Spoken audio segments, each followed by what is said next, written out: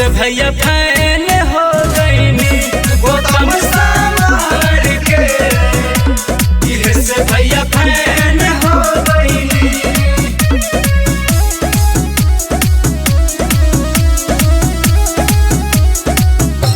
गौतम समार के, इहे से भैया फैन हो गईनी।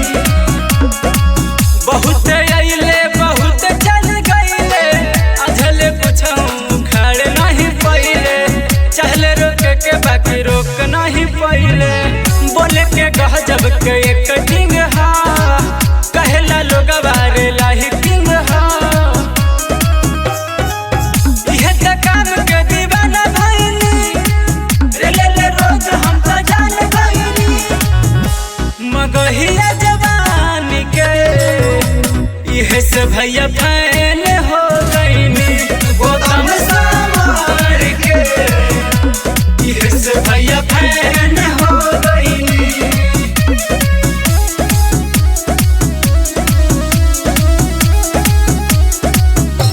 गौतम समार के, इहे से भैया फैन हो गईनी। दोनों भाई पे बाटे विश्वास हो, धड़कन धीरज ऋषिकेश के बाटे आस हो। गौतम समर बाटे सब से खास हो, सच के सहायता में मिल गईले, यूपी बिहार में भैया खिल गईले।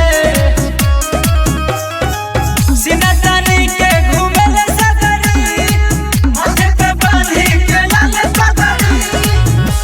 मगहिया जवानी के, इहे से भैया फैन हो गईनी गौतम समार के, इहे से भैया